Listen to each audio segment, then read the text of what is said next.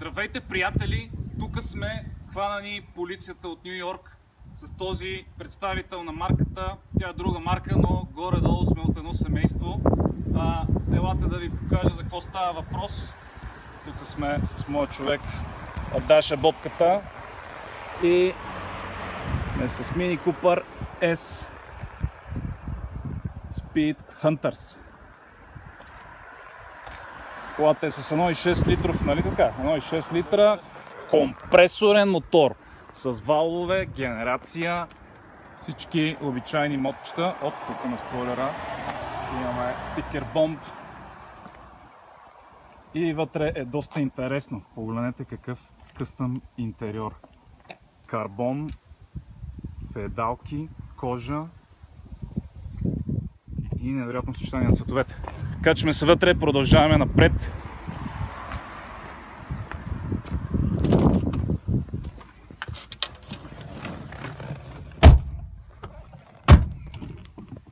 Това е до мен, моят човек Бобката. Какво ще кажеш за тази кола, кога я имаш? От септември месец, значи половин година някъде. Само с прозореца да отворим. Да не настинаме. Да не настинаме.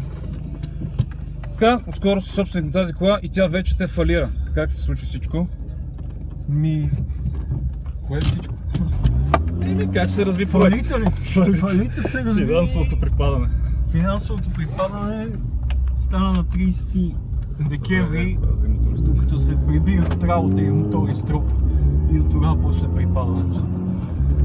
Да, сега с чисто нов мотор. Взе си го от моргата.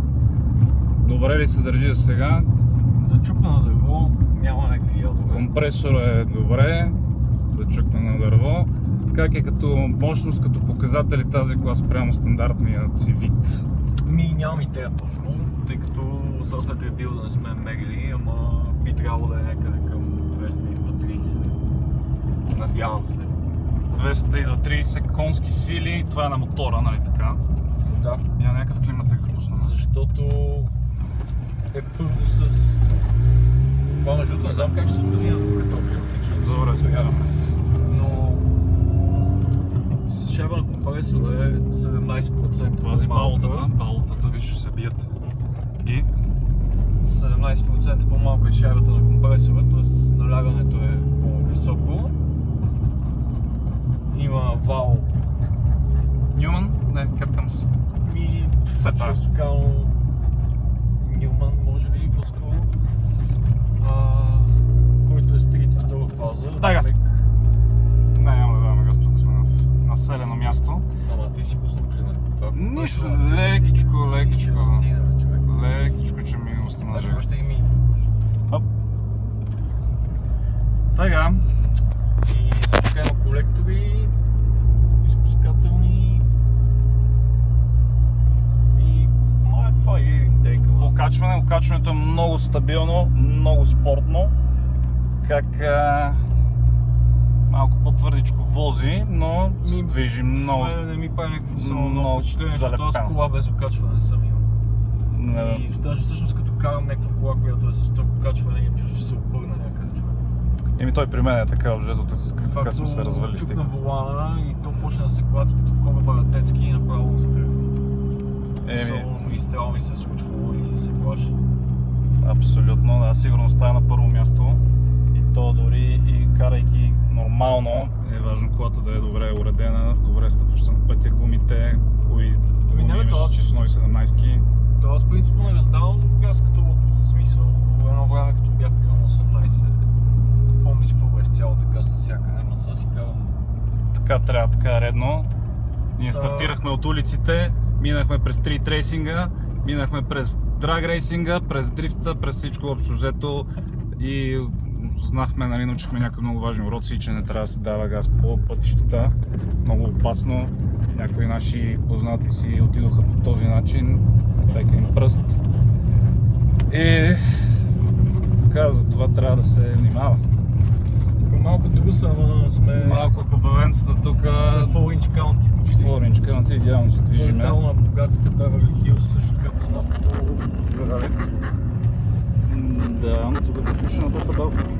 Табелка е Джеки Чан, защото отдолу има изгорено от цигари, даже да си приеме.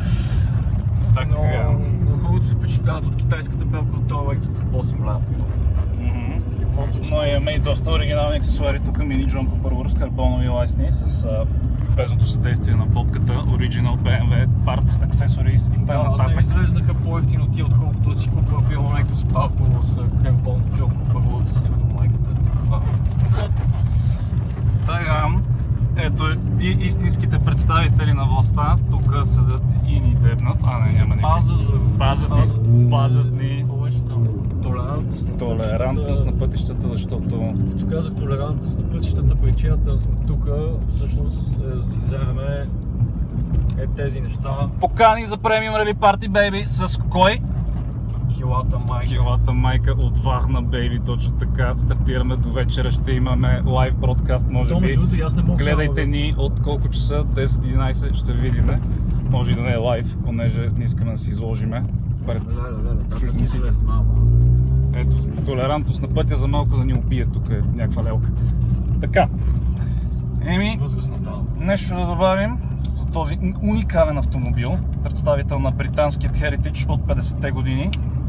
Иначе като чуете Mini Cooper S, просто фащате, обръщате се и бягате на другата страна, защото частите не са такива, дето трябва да са като цени и ги няма.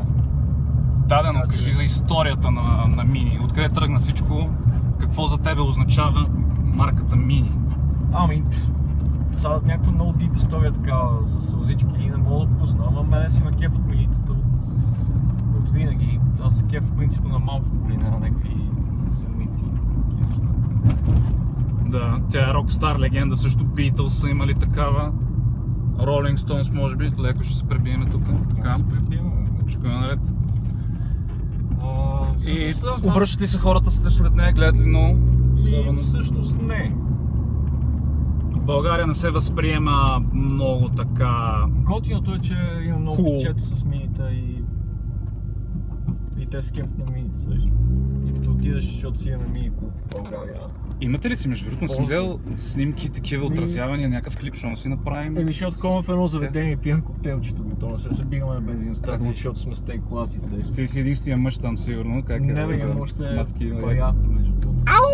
Ама общо взето е 50 на 50 вата, не като отидеш на... Супер, на BMW събор какво е? Бутаме 30 в тревата, вата на Калоянова. Не, в смисъл само мога каниш лошо за 30-те, ама нашите срещи са някакви такива много по-години, защото хората са къпани срещи. Стига! No disrespect to my homies! Седиме готово на някакво заведение нормално и си говориме такова, не седиме на някаква бензиностанция или в някаква кал. Абсолютно. Така трябва да се правят нещата, трябва да има повече събития като премиум рали, където хората просто се събират, карат си, възпитано, защото по пътищата. Примерно има смисъл навънка, това, което съм гледал в YouTube и така нататък. Си правят такива срещи тип Карсен Кофи и хората седат си паркирали нормално и няма някакъв вселен и с 3-6, дето върти в кръг между колонките срещи. И да от полицайите ни изгонят всичките, защото някой пак и парва.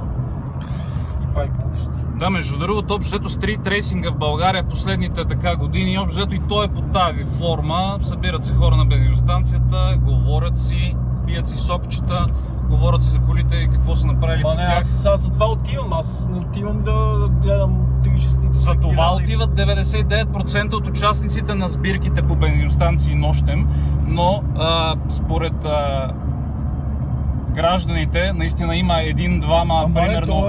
Един трябва да сега в басейна, бре, не могат всички да влезат.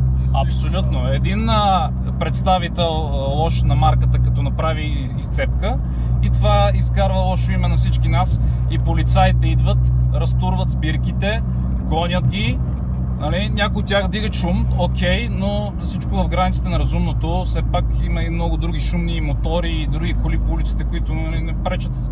Тук какво се случва сега? Това е някаква, която говори направо... Да, мисълта ми е, че това, че се събират коли на едно място, не значи, че се нарушава закона, ами трябва да се подкрепя, даже да има места, където да се събират хората, да могат да дават газ на обезопасено място, нещо като писта, драг трасе, от край време се говори по темата. В София абсолютно нищо такова няма. За да това повиша културата на всички участници и фенове, които са там, понеже виждат как трябва да се прави. Ние с него сме участвали в организацията на десетки такива състезания от републиканския шампионат. Правили сме драг състезания, дрифт състезания, участвали сме в организацията. И това е начинът, по който се случват нещата. Но нищо не пречи, се събираме и на улицата с нашите коли, които така обичаме да си ги караме. И да не нарушаваме законите. Ние се събираме да си говорим, виж, поне мене това ми тета да се бия с някакви приятели, да си видим какво са правили, по коли, какво могат да помогна и така нататък. И по време идва някой и прави селенията, гонят и полицайите и нищо не знам. Да, абсолютно. Еми, това беше за сега. Очаквайте ни до вечера, когато ще сме на посрещането на финалистите от Premium Rally. То всъщност финал ли е или с финала ще е неделята? Не знам. Не съм си, аз мисля, че финала е през деня всъщност. Днеска. Днеска, да. Ще видим. Ще дойде цялата колона от автомобили, ще мине през София, ние ще сме там да ги посрещнем и надявам се нашите любими зрители да са с нас, да се включат и те в екшена. Само да е хубаво времето, понеже вижте какво става. Яка беше. Ау! И жълт код за градушки, между другото, имаме готово да се катаеме тук под моста. Еми, поздрави! Не нарушавайте законите, давайте газ на правилните места и отново ще се видим.